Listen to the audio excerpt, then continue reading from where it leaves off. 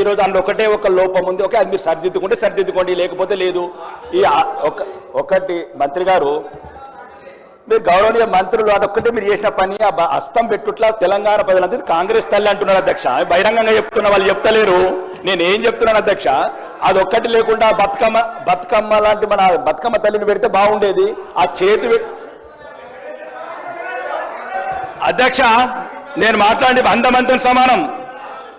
ఒకటి ఓకే, వాళ్ళ విషయం అధ్యక్ష. రెండోది, ఇక ఇప్పుడు ఈ కార్డు, ఒక్క నిమిషం, ఈ కార్డు శాసనసభనిచ్చిందా లేదా సార్ అధ్యక్ష? నాకు నేను శాసనసభ్యున్నా కానా? తెలంగాణ శాసనసభల 6 ప్రజలు ఎన్నుకున్న ప్రజాప్రతినిధి నాకు కానా?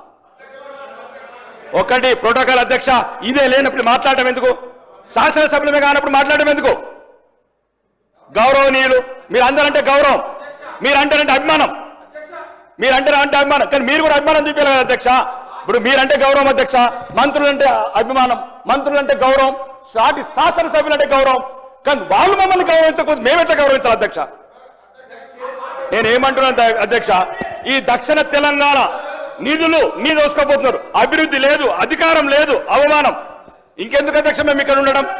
ఏదో మీ ప్రజల జీతాలు తీసుకుందాం అధ్యక్ష మేము. దయచేసి అధ్యక్ష, మీరు కన్న తండ్రి ఈ శాసనసభ, వాళ్ళైతే బయట ప్రభుత్వంలో. ఇగో మా సీతక్క గౌరవనీయ మంత్రి గారు సమాజం అని చెప్పి ఉద్యమంలోకి వెళ్ళొచ్చి ఈరోజు శాసన వ్యవస్థలో మంత్రి అయిన అక్క, మాకు 5 కోట్లు ముంత, కాంగ్రెస్లోకి బిందెలు. ఏమక్క సమాజం అన్నావు కదక్క, ఎటువైందక్క? ఒక నిమిషం ఆగండి, నేను ఇది రుజువులతో చెప్తున్నాను అధ్యక్ష. అడుగడుగున అవమానాల పాలు చేస్తున్నారు. అభివృద్ధి లేదు, అధికారం లేదు, ఉల్టా అవమానం. ప్రతి అధికార వ్యవస్థని ప్రలోభ పెడుతున్నారు.